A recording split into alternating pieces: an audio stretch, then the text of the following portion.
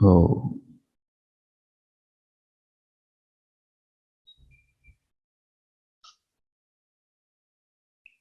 वैदिकी अमृत ध्यान साधना प्रभात सत्संग में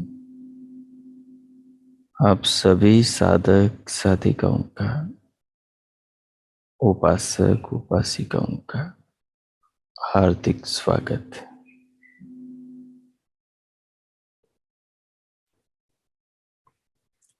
आइए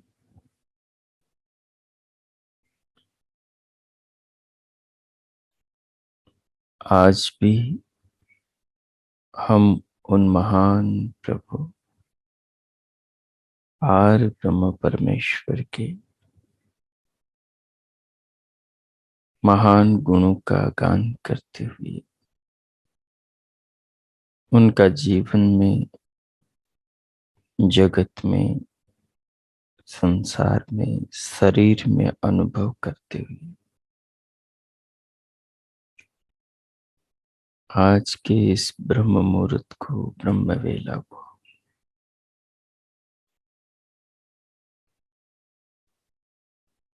आत्म उन्नति में, आत्म कल्याण में सहायक बनाए।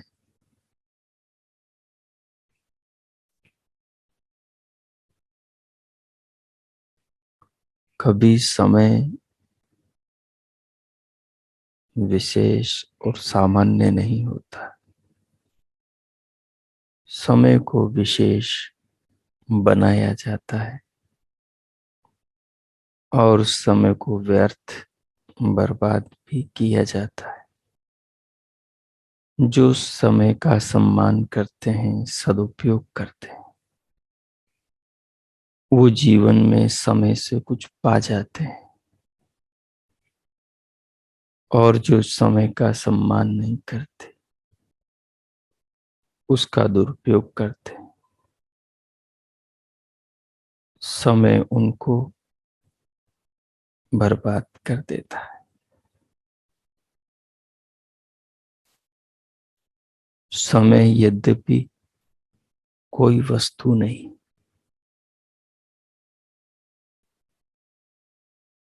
कोई व्यक्ति नहीं कि कहीं बैठा सबको देखता हो और किसी का भला और किसी का बुरा करता हो।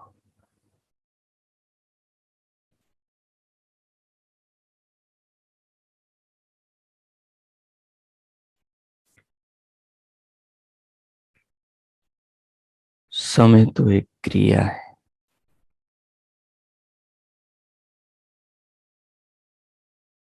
संसार चक्र की, संसार चक्र का भ्रमण, सूर्य का भ्रमण ही समय को पैदा करता है। जो इस चक्र की क्रिया में जहां जन्मता है, वहीं से उसका समय शुरू होता है।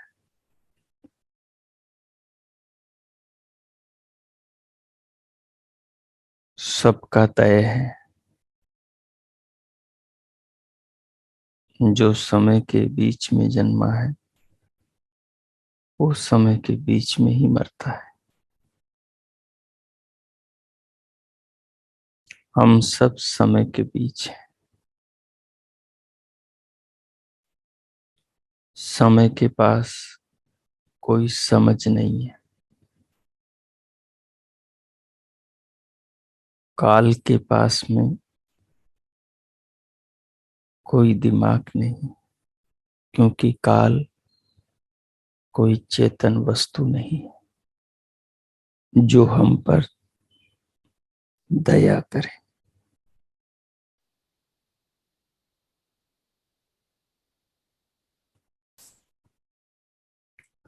जो हम पर कृपा करे। काल एक क्रिया है, तो अपने समय को सार्थक करना, समय का सदुपयोग करना हमारे हाथ में है। उसको अच्छा बनाना हमारा काम। चाहे तो आप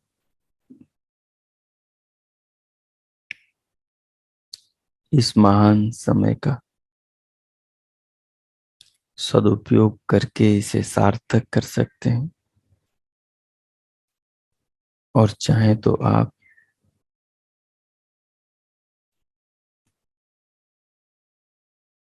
इस महान समय का दुरुपयोग करके इसे बर्बाद कर सकते हैं।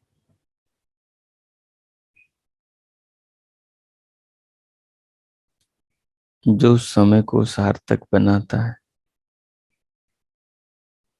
समय उसे सार्थक बना देता है। क्योंकि समय को सार्थक बनाने का मतलब है स्वयं को सार्थक बनाना, स्वयं को अर्थपूर्ण करना, स्वयं को अपने लक्ष्य की ओर ले जाना, स्वयं को संवारना, स्वयं को तराशना, स्वयं को समझना, स्वयं को जानना, स्वयं के बारे में जो भी सत्य है उस सत्य का पता लगाना ही समय को सार्थक करना है।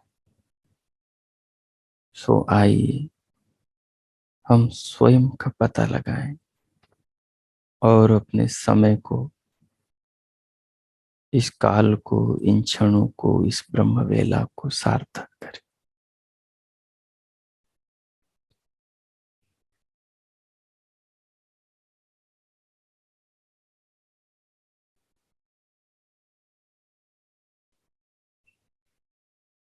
हमारे शरीर में दो प्रकार के कार्य होते हैं, दो प्रकार की क्रियाएं होती।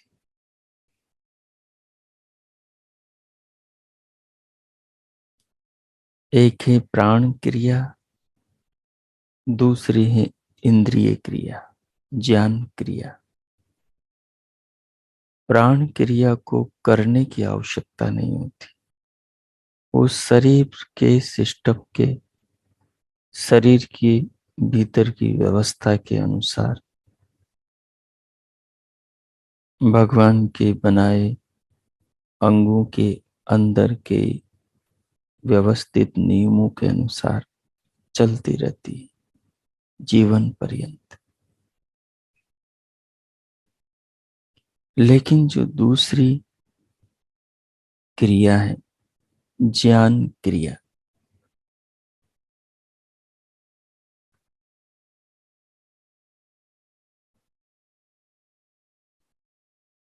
वो हमारे वो हमारे अनुसार, वो हमारे संस्कारों के अनुसार, और वो हमारे विशेष सामान्य व्यवहार के अनुसार होती है। हमारा जो मेन फोकस है, हमारा जो प्रमुख ध्यान है, वो हमारी ज्ञान क्रिया के ऊपर, कर्म क्रिया के ऊपर, व्यवहार क्रिया के ऊपर जब होता है, तब हमें वो दिखता है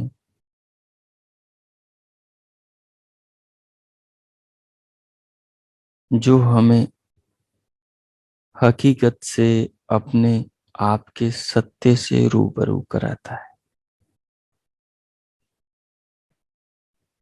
अगर मैं पानी पी रहा हूं और मेरा ध्यान मेरे ऊपर है, तो मुझे पानी का स्वाद भी आएगा, तृप्ति भी होगी, उन क्षणों में शांति भी मिलेगी और उन क्षणों में धैर्य का सुख भी होगा। अगर मैं पानी पी रहा हूं और ध्यान मेरा कहीं दूसरी जगह, मन में और कुछ चल रहा है, दिमाग में जल्दी कहीं भागने की, तो फिर न तो वो पानी अपने सुख का, अपने गुणों का मुझे अनुभव करा सकेगा, और न मैं पानी को ठीक से अनुभव करके उसका सुख ले सकूंगा।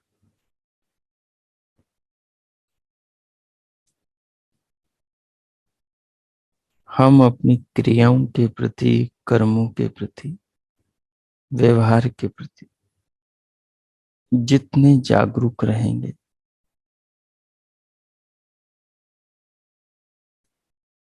उतने ही हम वस्तु स्थिति से रूबरू होंगे। वस्तु स्थिति हमारी क्या है?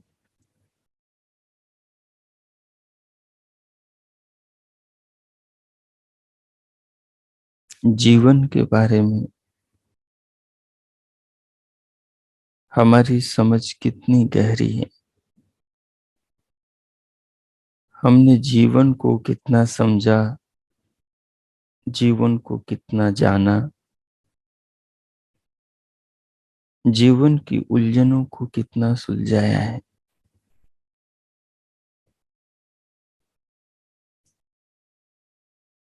जिस शरीर को हम रोज दर्पण में देखते हैं, जिस शरीर को रोज हम जीते हैं, जिस शरीर में हम जन्म से मृत्यु पर्यंत रहते हैं, जिस शरीर के अंदर ही हमारे सारे भाव, सारे सुख दुख, सारा अतीत भविष्य, सारे संबंध, सब कुछ घटित होता है, उस शरीर के बारे में हमने कितना जाना, उस शरीर में रहते हुए हमने अपने बारे में कितना जाना।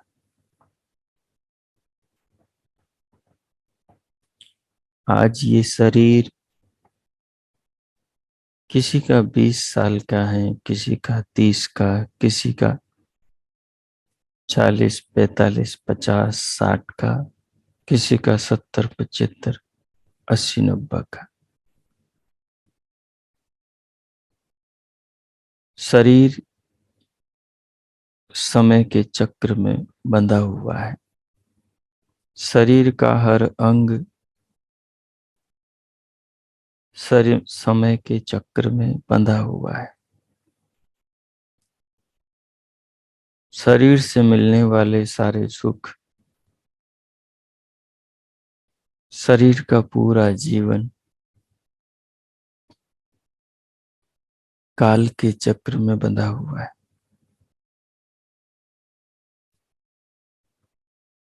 हमें जो औसतन 100 वर्ष मिलते हैं, वो मानव जीवन के लक्ष्य की प्राप्ति के लिए, समय को सार्थक करके जीवन जीने वाले के लिए तो पर्याप्त होते हैं। लेकिन जो समय को सार्थक नहीं करता, जो समय को ध्यान में नहीं रखता, जो समय के साथ कैलकुलेशन के साथ में चलता नहीं। बीते हुए समय को और बचे हुए समय को, और वो भी अनिश्चित समय को ख्याल में, ध्यान में, अपने दिमाग में नहीं रखता, उस पर केंद्रित नहीं रहता, उसका समय बीतता जाता है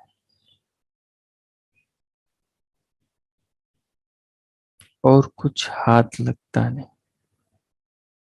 जो लगता है वो सब साथ में जाने वाला नहीं होता, छूट जाता है। इसलिए समय की सार्थकता किसमें है? स्वयं पर केंद्रित होकर, स्वयं को समझने में, स्वयं को जानने में, स्वयं को अनुभव करने में समय की सार्थकता है।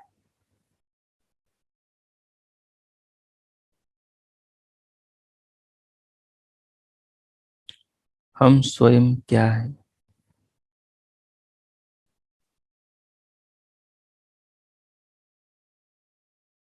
हम ये जो सोच पा रहे हैं कि हम क्या है, ये जो विचारों के जरिए हम समझ पा रहे हैं कि हम क्या है, ये जो हमारे चित्त में चल रहा है, हमारी जो पहचान हमारी स्मृति में है, हमारे संस्कारों में इस जन्म की जो बनी हुई है कि मैं क्या हूँ, स्त्री हूँ, पुरुष हूँ, इनका पति, इनकी पत्नी, इनकी माँ, इनकी बेटी, इनकी बहू, इनका बेटा, इनका ससुर, इनका पति, इनका पुत्र, इनका नौकर, इनका मालिक।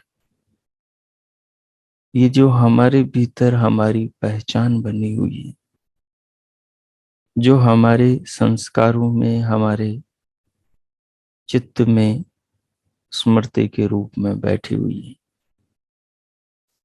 ये पहचान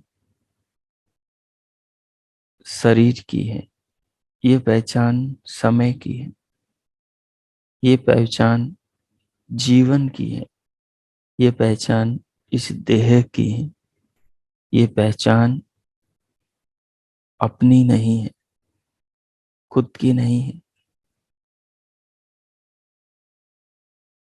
ये पहचान दिखाई देने वाली पांच भौतिक वस्तु ईश्वरीय रचना, प्रोडक्ट देह की है, काया की है, उस रथ की है जिसमें हम बैठे हैं। ये पहचान हमारी नहीं। इस पहचान को पीछे छोड़ने के बाद में फिर अपने बारे में सोचना चाहिए कि हम क्या है।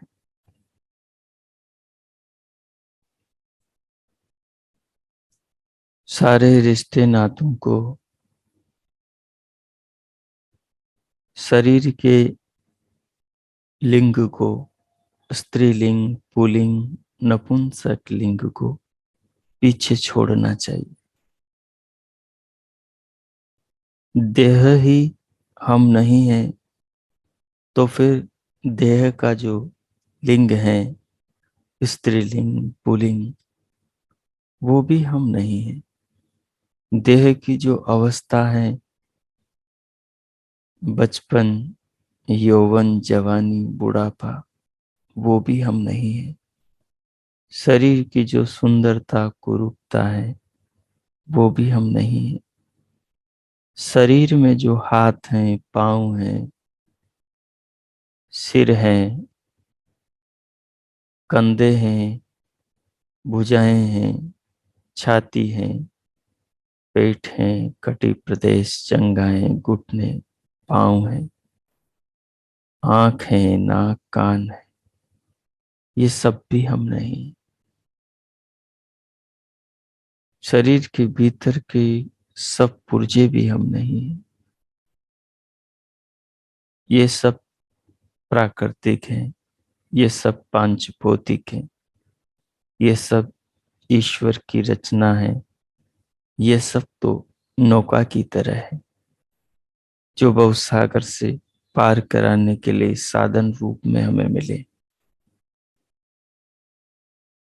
हम इन सब के जानने वाले दृष्टा हैं, इन सब को अनुभव करने वाले, इनकी देखने वाले साक्षी हैं। और ये साक्षी होने का, दृष्टा होने का, जानने का गुण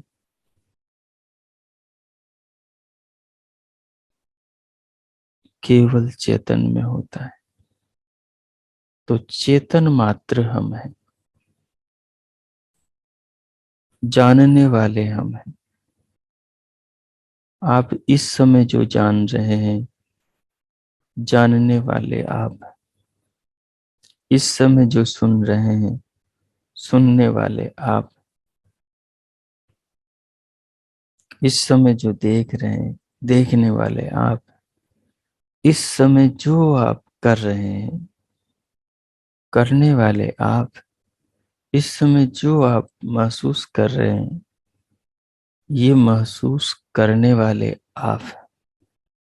आप ही आत्मा है, आप ही चेतना है, आप ही स्वयं है, आप ही आप है। और यही जीवन का प्रमुख लक्ष्य है कि आपसे आपकी पहचान की जाए, आपसे आपको अनुभव किया जाए, आपसे आपको समझा जाए। जो आप नहीं है उसको आप अपने से अलग कर दें, और फिर जो आप हैं उस आप को आप समझ लें। यही समय की सार्थकता है। जो इस कार्य को सिद्ध करता है वो अपने समय को सार्थक कर लेता है, वो अपने जीवन को, साधनों को सार्थक कर लेता है। सो इस बिंदु पर केंद्रित होकर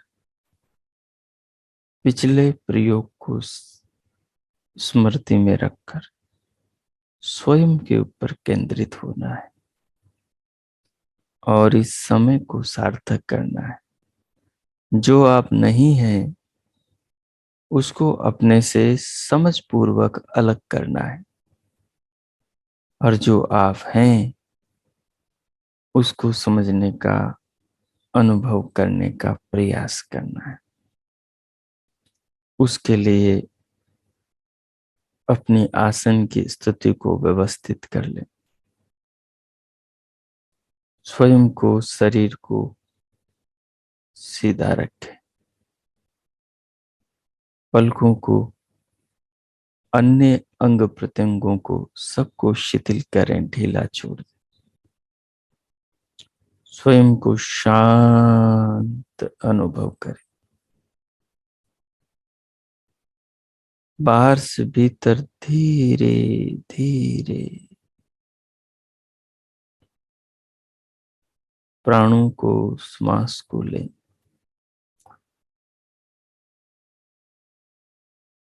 शरीर में श्वास लेने वाले, शरीर के अंग प्रत्यंगों को शिथिल करने वाले, शरीर को महसूस करने वाले, शरीर को सीधा रखने वाले आप हैं। आप यानी चेतन आत्मा। आपको अपने आप को नहीं भुलाना है। अपने आप को याद में रखने के लिए, अपने आप को समझने के लिए ही आप सारे प्रयोग करेंगे, सारा चिंतन करेंगे। इस जीवन को जिएंगे, खाएंगे, पिएंगे, पहनेंगे, बातचीत करेंगे, देखेंगे, सुनेंगे। पूरे जीवन को आप पर, स्वयं को जानने के लक्ष्य पर केंद्रित करके रखेंगे। चाहे वो ध्यान का समय हो, चाहे वो जीवन व्यवहार का समय हो, तो फिर समय आपका सार्थक होगा और जीवन आपका आपके काम आएगा, आपको अपने लक्ष्य तक पहुंचा देगा। तो श्वास लो, प्राणों को लो, उनको अनुभव करो, उनको लंबा गहरा करो। तो इन सारी क्रियाओं पर आपका होश पूर्वक, आपका ज्ञान पूर्वक ध्यान हो। जब प्राण भर जाए भीतर तो उन्हें रोकें। इसका भी आपको ज्ञान हो। मूर्छा में कुछ भी न हो, सब जागरूक रहते हुए जो भी करें तो उसके पीछे स्वयं पर आपका फोकस हो। प्राणों को रोककर नाद को सुने। मन को दिव्य नाद को सुनने के लिए कानों के आकाश में लगाएं। दिव्य नाद सुनाई दे तो फिर दिव्य प्रकाश की ओर ले जाएं। कंठ के काक तालु पर मन को लगाकर भ्रुकुटी और ब्रह्मरंध्र में दिव्य प्रकाश देखें। इन सब को करते हुए मानसिक रूप से इन सब के बनाने वाले ईश्वर के नाम का स्मरण करें। और ईश्वर के नाम का स्मरण करते हुए ईश्वर के सारे बनाए शरीर को पंचभूतों द्वारा रची इस काया को अनुभव करें, स्वयं के बोध के साथ कि मैं अनुभव कर रहा हूं। और अपने चित्त को इन क्षणों के ज्ञान के संस्कारों से संस्कारित करें।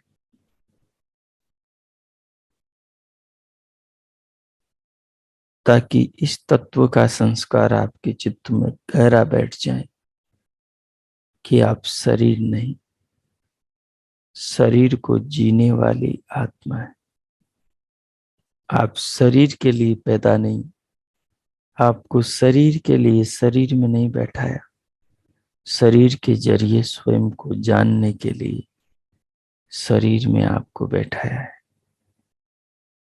अब आप 10 मिनट प्रयोग करेंगे। मैं मौन होता हूं। देखिए समय का दुरुपयोग न हो पाए।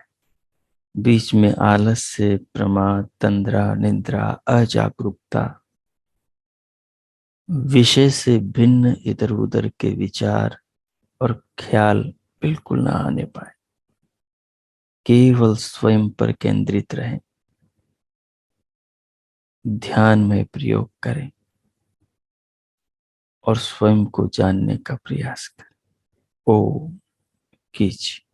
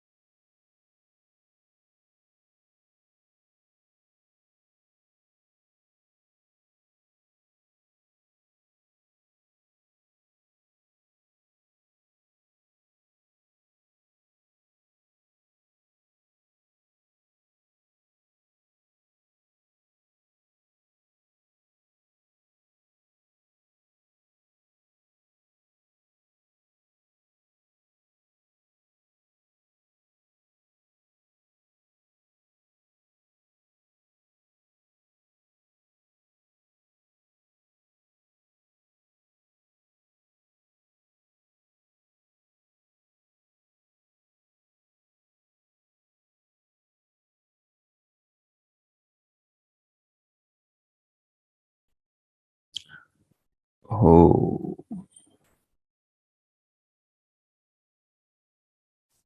हो।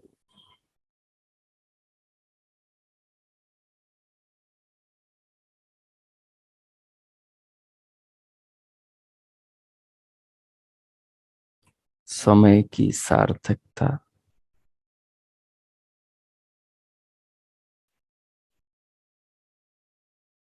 स्वयं की खोज में है,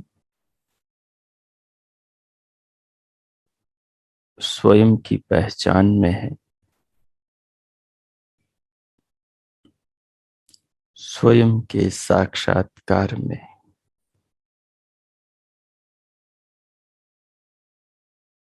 एक तत्व की बात को ध्यान में रखें कि अपना कभी नेत्रों के द्वारा साक्षात्कार नहीं होता है। आत्मा का कभी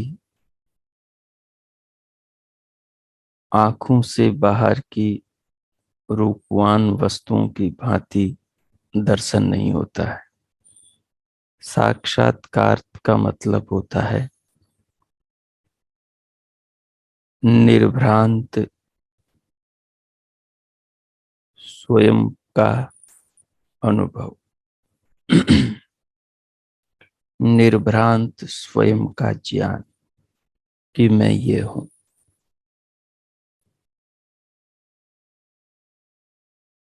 संदेह से रहित स्वात्म चेतना का तत्व ज्ञान, उसे ही साक्षात्कार कहते हैं।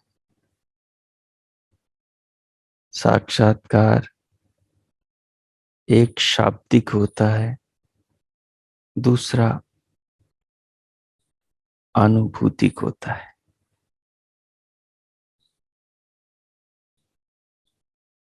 एक विचार के द्वारा होता है, चिंतन के द्वारा होता है, दूसरा चिंतन के समाप्त हो जाने के बाद होता है।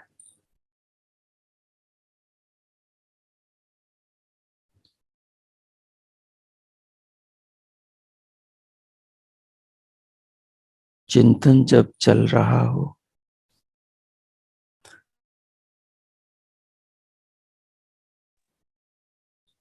चिंतन जब चल रहा हो, उस समय जो अपना साक्षात ज्ञान होता है, वो ध्यान की अवस्था होती है। जब चिंतन पूर्ण रूप से रुक जाए,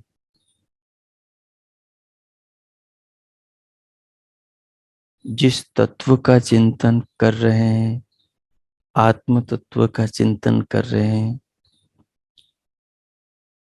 जब उसकी समझ पूर्ण रूप से हो जाए, आ जाए, समझ जाए, और कुछ सोचने की जगह न रहे,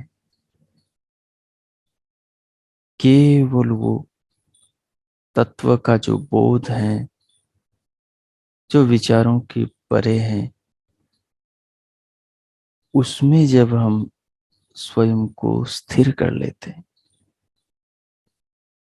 ज्ञान चिंतन ध्यान के बाद वो समाधि की अवस्था, उसे ही साक्षात्कार कहते हैं।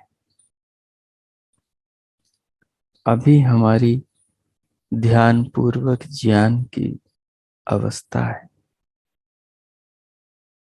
ध्यान पूर्वक वस्तु के ज्ञान का चिंतन का क्रम है।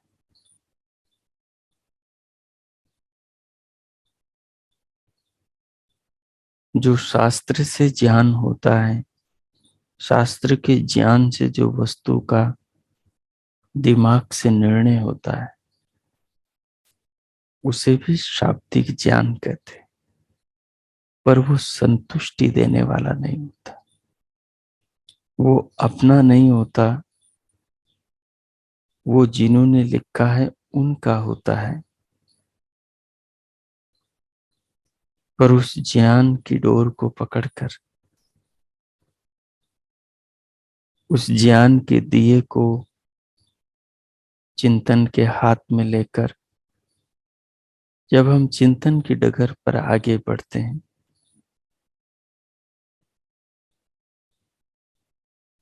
तो हम स्वयं को जान लेते, समझ लेते।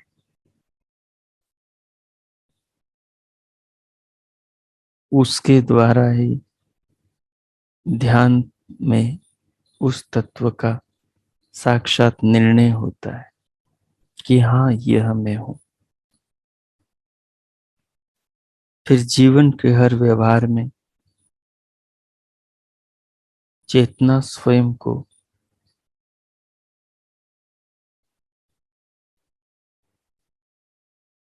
प्रत्यक्ष अनुभव करती है।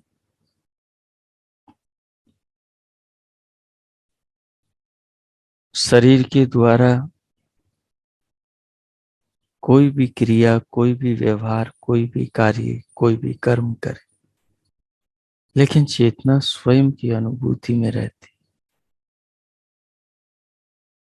और वो ये काम कर रही है, ये बोध उसके भीतर निरंतर बना रहता है।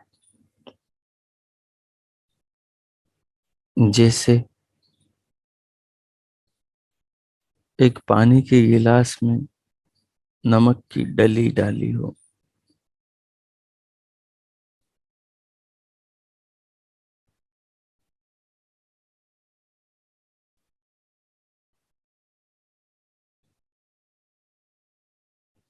और नमक की डली उस पानी में सर्वत्र घुल गई हो,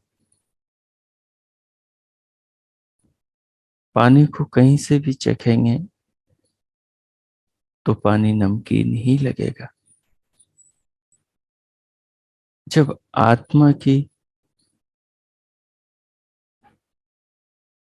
अनुभूति ज्ञान और ध्यान के द्वारा, क्रिया योग, योगाभ्यास के द्वारा साधक को हो जाती, तो फिर वो जीवन के हर व्यवहार को करते हुए अपने आत्मानुभव से दूर नहीं जा पाता।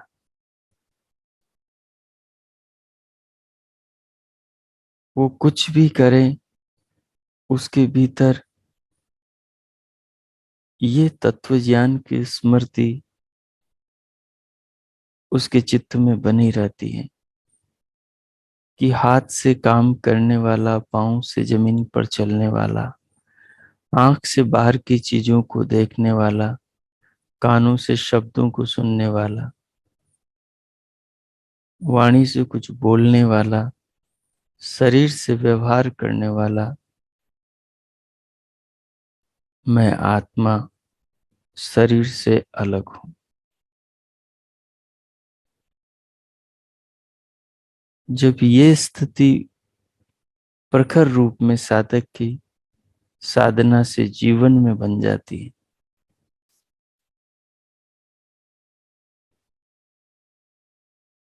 तो उसे एक अद्भुत सुख की, एक अद्भुत ज्ञान से मिले उच्च एहसास की अनुभूति होती है। निरंतर वो भाव उसमें बना रहता है। और जो हमने पीछे पढ़ा था श्वेता स्वतर में, कि उसे अपना शरीर हल्का होता हुआ महसूस होता है, उसका मलमूत्र कम हो जाता है,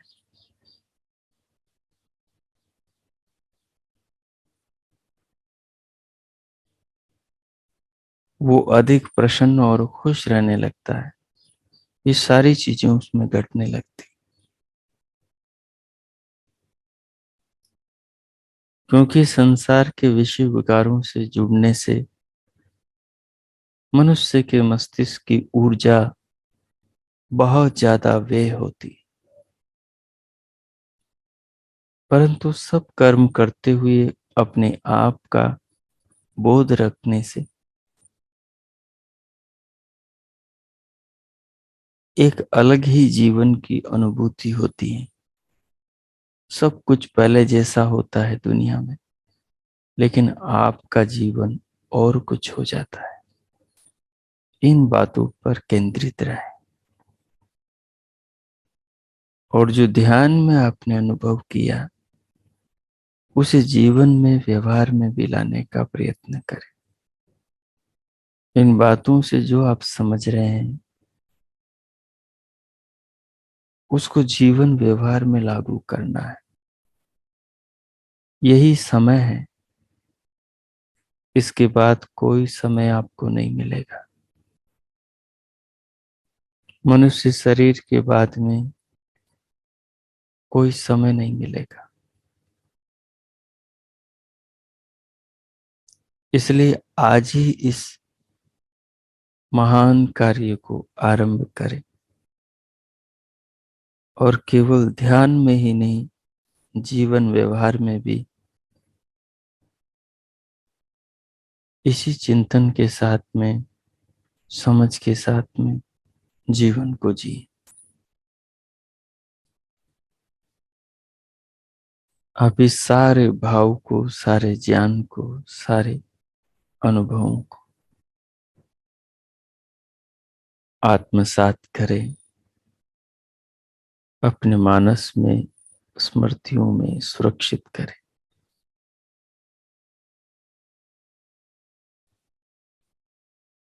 और ये सब जिसके कारण आप कर पा रहे हैं, हम कर पा रहे हैं, उस भगवान का धन्यवाद करें। जिसका शरीर है, शरीर के सारे अंग हैं, जिसका प्राण है, सारा संसार, सारे संसार की शक्तियां, पदार्थ हैं, जो हमें प्रतिपल पाल रहा है, अपनी व्यवस्था की गोद में निरंतर झूला दे रहा है, जिसके पांव पर चलते, जिसके हाथों से सारे काम करते, जिसकी आंखों से देखते, जिसके कानों से सुनते, जिसके शरीर में बसते रहते हैं और जिसके बनाए अंग प्रत्यंगों से स्वयं को जानने का प्रयत्न हम कर रहे हैं, उस महान प्रभु, पावन परम पिता जगदीश्वर, विश्व नियंता, विश्व निर्माता, सच्चिदानंद स्वरूप उस विधाता का धन्यवाद करें। 2 मिनट में मौन होता हूं। भगवान में डूब जाए, उस करुणा सिंधु का, उस जगत पिता जगदीश्वर का, उस अंतर्यामी, सर्वशक्तिमान, सर्वसखा, सर्वज्ञ महाप्रभु का धन्यवाद करें। ओ कीजिए।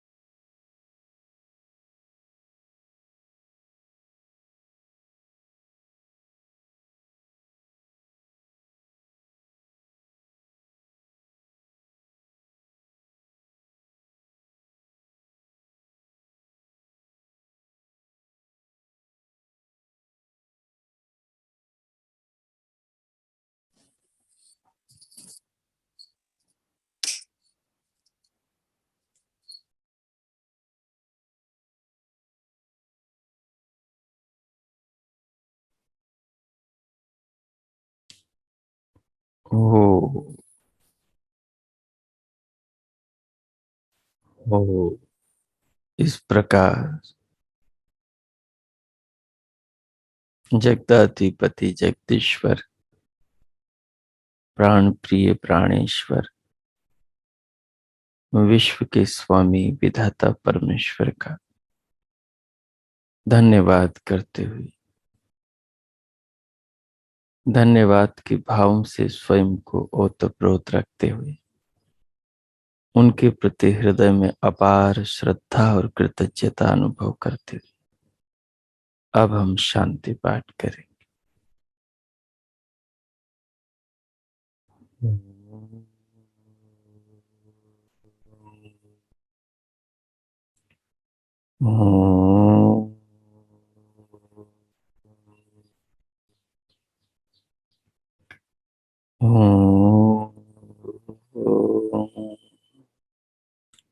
शांति शांति शांति। ओ आज का आप सबका दिन शुभ हो, मंगलमय हो। प्रभु से सबके लिए बहुत बहुत शुभकामनाएं, मंगल कामनाएं।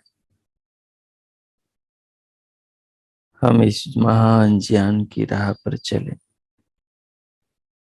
जीवन में जो समय मिला है उसका सार्थक सदुपयोग करें। शीघ्रातिशीघ्र अपने आत्म तत्व का अनुभव और साक्षात्कार करें।